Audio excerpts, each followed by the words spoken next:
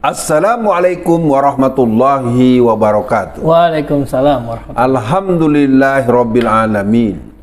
Asyhadu an la ilaha illallah wa asyhadu anna Muhammadan abduhu wa rasuluh.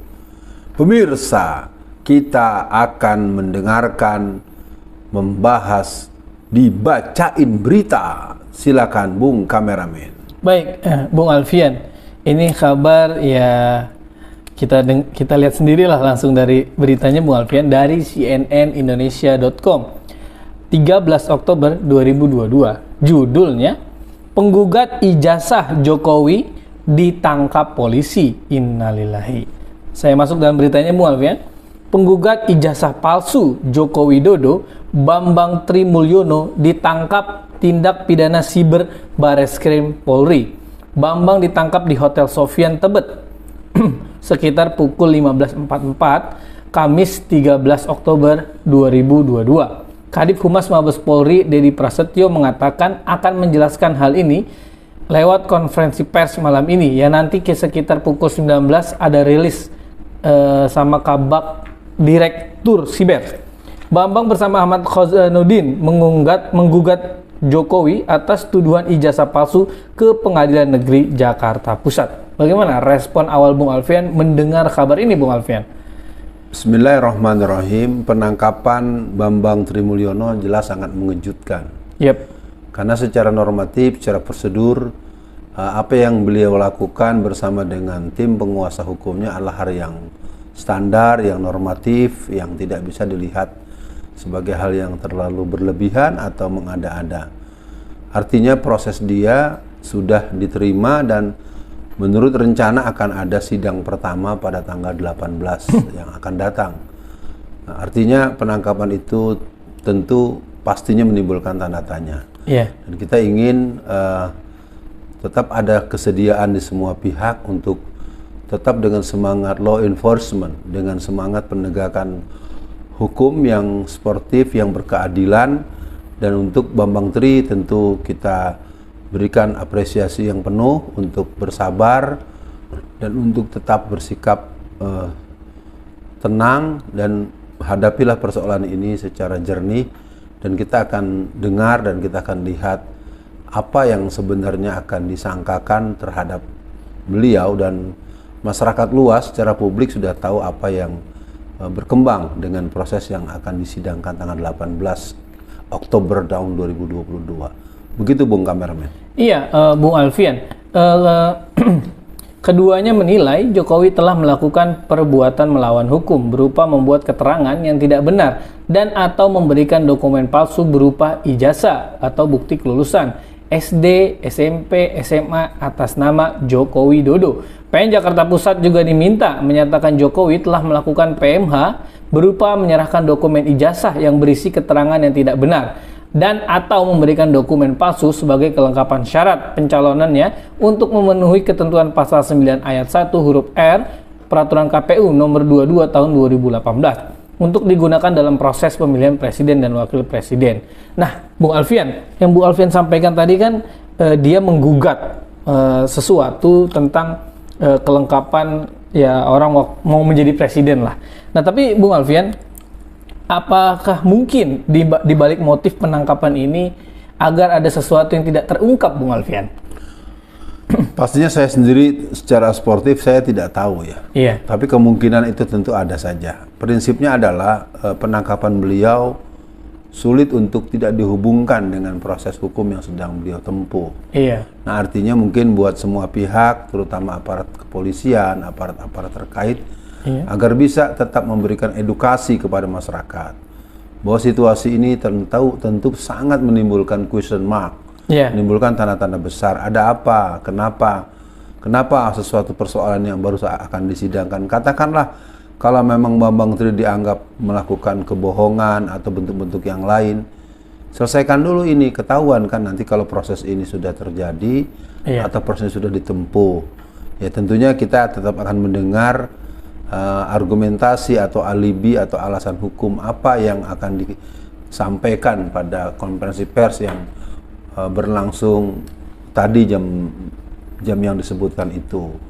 Jadi intinya bahwa proses hukum ini memang akhirnya menimbulkan tetap tanda tanya, dan kita cukup heran lah, kenapa begini ya, negeri kita kok seperti ini ya. Dan tentu ini bagian yang butuh kesediaan bersikap satria dan bersikap berkesetaraan di hadapan hukum. Begitu pendapat saya, Bung Kameramen. Iya, Bung Alfian, tapi menarik nih, sama juga ada di CNN, itu sama harinya Bambang Tri, penggugat ijazah Jokowi, ditangkap terkait penistaan agama. Nah, ini unik nih Bung Alfian.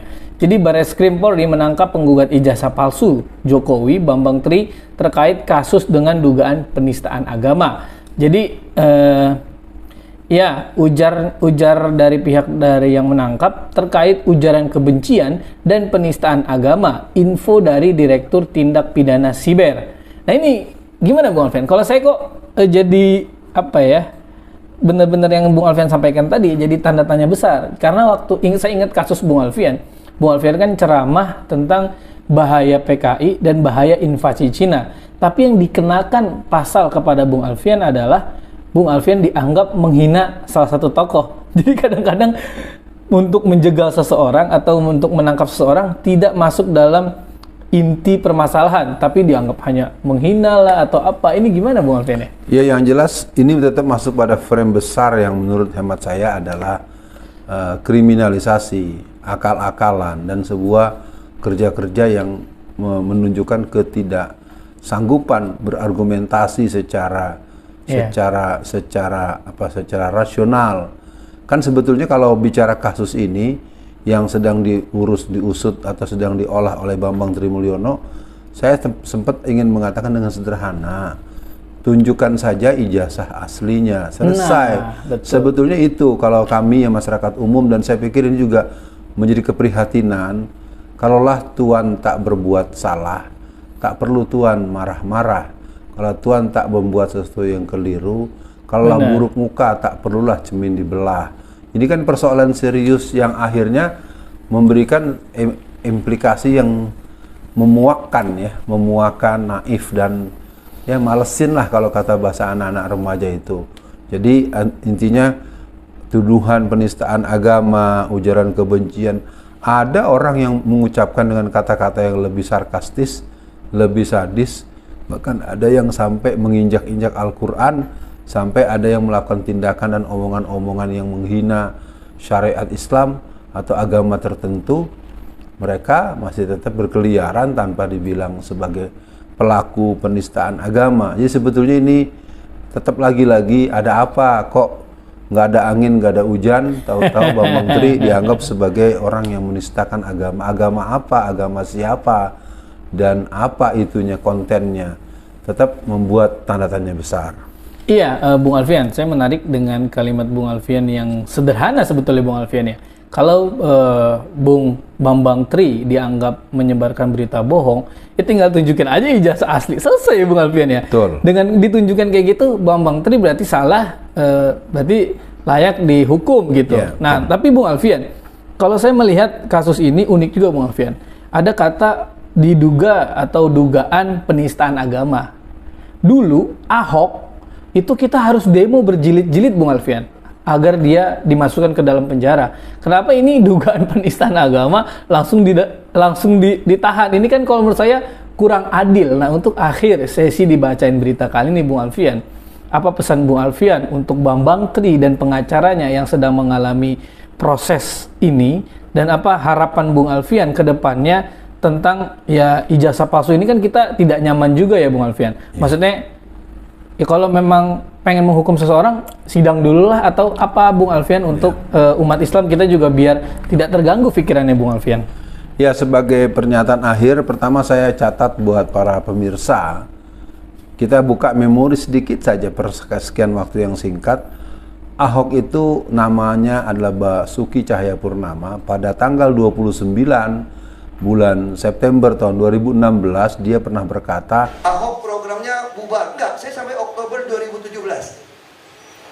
Jadi jangan percaya sama orang, kan bisa aja dalam hati kecil Bapak Ibu nggak bisa pilih saya. Ya kan, dibohongin pakai surat Al-Maidah 51 macam-macam gitu. Itu menimbulkan respon yang sangat reaktif dari kaum muslimin secara nasional maupun internasional. Itu kemudian menimbulkan gerakan 1410, 411, 212 dan seterusnya. Nah, adapun tadi request dari saudara Bung Kameramen untuk Bambang Tri, semoga sehat selalu dan masyarakat luas agar bisa ikut memberikan bantuan yang memungkinkan agar beliau tetap sehat, tetap nyaman dan tetap punya confidence terhadap situasi yang dihadapi. Untuk pengacara, waspada, tetap ada dalam track hukum dan lakukan proses-proses yang sudah disepakati, karena situasi ini pun tidak akan membatalkan proses jadwal persidangan yang sudah dijadwalkan. Secara proses hukum itu akan berjalan terus. Dan untuk seluruh bangsa Indonesia, mari kita lihat negeri ini sedang membutuhkan sebuah sikap-sikap satria, keberanian, kesungguhan, dan juga pembelaan pada yang benar. Kita jangan diam. Mari kita nyatakan, tunjukkan ijazah asli, itu solusi. Mantap. Sekian dibacain berita kali ini. Assalamualaikum warahmatullahi wabarakatuh. Waalaikumsalam warahmatullahi wabarakatuh.